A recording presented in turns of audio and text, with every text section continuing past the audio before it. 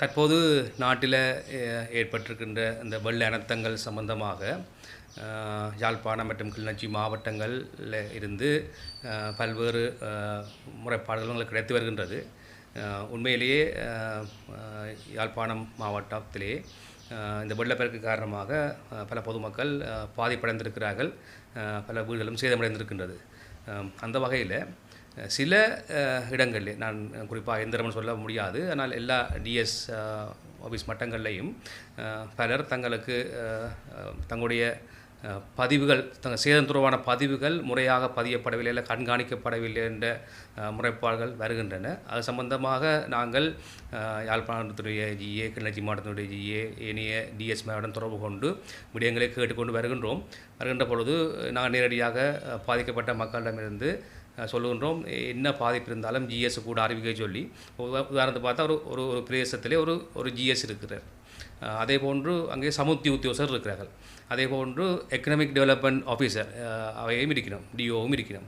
அப்போ 3 பேரும் இணைந்து இந்த உண்மையிலே இந்த சேதங்களை கள ஆய்வு செய்து சரியான தகவலை வழங்க வேண்டும் என்று சொன்னால் எங்களுடைய அரசாங்கம் பாதிக்கப்பட்ட எந்த மக்களுக்கும் பாதிப்பு ஏற்பட்டிருந்தால் அவர்களுக்கான நிவாரணம் வழங்கப்பட வேண்டும் என்று உறுதியாக இருக்கின்றோம். எனவே அந்த உறுதித்தன்மை தொடர்பாக ஜனாதிபதி இன்றும் சொல்லியிருக்கின்றார், சரியான தகவலை கொடுக்க வேண்டும். யாராவது பாதிக்கப்பட்டால் தங்கள் நிவாரணம் கிடைக்கவில்லை என்ற முறைப்பாடு தங்களை வரக்கூடாது என்பதை சொல்லியிருக்கிறார். எனவே தயவு செய்த நேரத்தில் நான் எல்லாரையும் கேட்டுக்கொள்கின்றேன், களத்தில் இருக்கிற அரச உத்தியோகஸ்தர்களுடைய கேட்டுக்கொள்கின்றேன், யாராவது மக்கள் முறைப்பாடு செய்தால் அவர்களுடன் முரண்படாமல், சில இடங்களிலே அதை தாண்டி இப்போ டிஎஸ் தாண்டி மக்கள் பிரதிநிதிகளிடம் மக்கள் வருகின்றார்கள். அப்படி வருகின்ற பொழுது நாங்கள் அதை சம்பந்தமாக இன்ஸ்ட்ரக்ட் பண்ணுகின்ற பொழுது சில பேர் நீ ஏன் எம்பி மேட்ட போனி உனக்கு செய்ய இயலாது என்கின்ற வகையிலே கதைக்கிறார்கள். அது சம்பந்தம் நாங்கள் குறிப்பிட்ட டிஎஸ் பட்டத்திலையும் சொல்லியிருக்கிறோம்.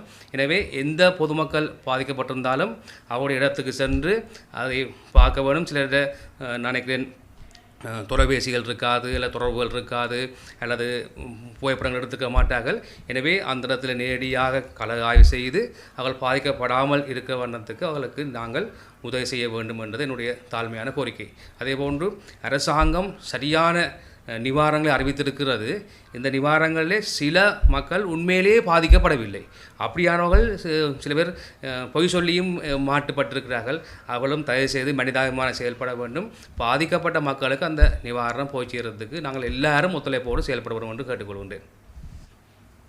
அதே போன்றுதான் இந்த வெள்ள அனர்த்தத்திலே நேரடியாக பாதிக்கப்படாமல் ஆனால் வேறு வகையிலே பாதிக்கப்பட்ட சமூகம் ஒன்று எங்கள் மத்தியிலே இருக்கிறார்கள். குறிப்பாக மீனவர்களுக்கு தொடர்ச்சியாக வானிலை எச்சரிக்கை விடுக்கப்பட்டதன் காரணமாக பல நாட்கள் 20 நாட்களுக்கு மேலாக அவர்கள் மீன்பிடி தொழிலில் ஈடுபடவில்லை. அவர்கள் நாளாந்தம் உழைப்பவர்கள், அவர்களும் இந்த அனர்த்தம் காரணமாக பாதிக்கப்பட்டிருக்கின்றார்கள்.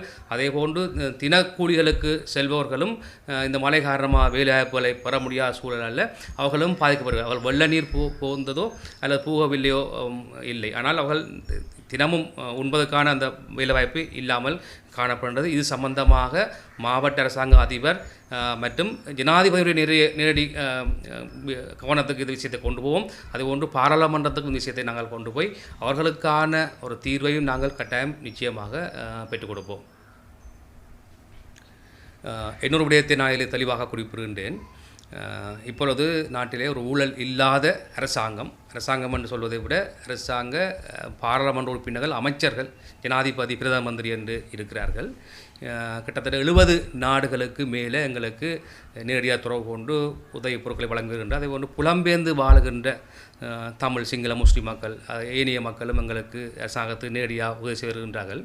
இந்த இடத்திலே நாங்கள் ஒரு நினைக்கிறேன், சுனாமி வந்த பொழுது ஏற்பட்ட அழிவுகளை விட 3 மடங்கு அழிவு தற்போது ஏற்பட்டதாக கணிக்கப்படுகின்றது. அந்த வகையிலே உண்மையிலேயே பல இடங்களிலே பாதிப்பு ஏற்பட்டிருக்கின்றது. ஆனால் எங்கள் மத்தியில் இருக்கிற சில பேர் இந்த சாமி வரம் கொடுத்தாலும் பூசாரி விடமாட்டான் என்கின்ற ஒரு நிலப்பாடு காணப்படுகின்றது. நான் தெளிவாக சொல்கின்றேன், இந்த நேரத்தில் எங்களுக்கு அரசியல் கட்சி, அவர் அந்த கட்சி, இவர் இந்த கட்சி, நான் அவற்றியால், நீ இவற்றியால், நீ அவர்கிட்ட போயிட்டு அதனால் உனக்கு தரமாட்டேன், நீ இவர்கிட்ட போயிட்டு தரமாட்டேன், அந்த சகல பேதங்களையும் விட்டு ஜனாதிபதி என்ன நினைக்கிறாரோ, அது பாதிக்கப்பட்ட மக்கள் அனைவருக்கும் இந்த நிவாரணங்கள் அல்லது அவர்களுக்கான மீட்சி பெறத்துக்காக, நாட்டை திருப்பி மீள கட்டமைக்கிறதுக்காக எல்லாருமே ஒரே கோட்டில் பயணம் செய்தால்தான் இந்த நாட்டை இந்த மக்களை மீட்க முடியும். எனவே இந்த அரசியலை கைவிட்டுட்டு இந்த இடத்திலே அனைவரும் ஒற்றுமையாக ஒன்றாக செயல்பட்டு இந்த நாட்டை நாங்கள் மீட்க வேண்டும் என்று இந்த இடத்தில் நான் கேட்டுக்கொள்கின்றேன்.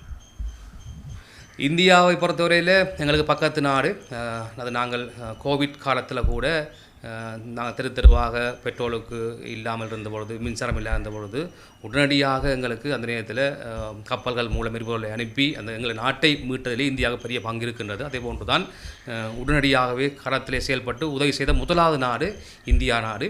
எனவே இந்தியாவுக்கும் இலங்கைக்குமான உறவுகள் ராஜதந்திர ரீதியாக நீடிக்கப்பட்டு அது இன்னும் பலப்படுத்தப்பட்டு அந்த மக்களுடைய தமிழ்நாட்டிலிருந்தும் பாரிய 950 டொன் கொண்ட கப்பல்கள் 4 இலங்கைக்கு வந்திருக்குது என்று சொல்லப்படுகின்றது. அதே போன்று ஏனைய இந்த கண்டாவளையிலுடைய இந்த பாலத்தை கூட அவர்கள் செய்து கொண்டிருக்கிறார்கள். அதே போன்று மருத்துவ உதவிகள் அப்படி இருக்கின்ற பொழுது அந்த இலங்கைக்கும் இந்தியாவுக்குமான ராஜதந்திர உறவுகள் நல்ல வகையில் இருக்கின்றது. அது எதிர்காலத்திலே இந்த நாட்டை கட்டி வளர்க்கிறதுக்கு இன்னும் உதவி புரியும். நாங்களும் அதை பரிபூர்ணமாக ஆத்மார்த்தமாக நாங்கள் அதை ஆதரிக்கின்றோம். அவர்களுக்கு நன்றி. இந்திய அரசாங்கத்துக்கும் தமிழ்நாட்டு அரசாங்கத்துக்கும் எங்களுடைய அரசாங்கத்தின் சார்பிலே மனமார்ந்த நன்றிகளை தெரிவித்துக் கொள்கின்றேன். அதே போன்று இன்னும் ஒரு பிரச்சனை போய்கொண்டிருக்கிறது. இந்த நேரத்திலே இந்த கடலிலே காணப்படுகின்ற பிரச்சனை இப்படி ஒரு பக்கத்திலே இந்திய அரசாங்கம் உதவி கொண்டிருக்கிற நேரத்திலே இந்த மீனவர்கள் இந்த வடக்கு பிரதேசங்களிலே இழுமைமடி படகளை எழுப்பதாலே மீனவர்களுடைய வாழ்வாதாரம் பாதிக்கப்பட்டிருப்பதாக மக்கள் தொடர்ச்சியாக குறைப்பட்டு கொண்டிருக்கிறோம். அதை நாங்கள் ராஜேந்திர ரீதியில் தீர்க்க வேண்டும். எங்களுக்கு ஒரு அமைச்சர் இருக்கிறார், மீன்பிடித்துறை அமைச்சர். அவர் பல்வேறு விடயங்களில் இந்தியாவோடு சேர்ந்து செயல்பட்டு வருகின்றார். எனவே இந்த பிரச்சனைகளுக்கு நாங்கள் எல்லாரும் சேர்ந்து தீர்வுகளை காணலாம் என்று நான் நம்புகிறேன்.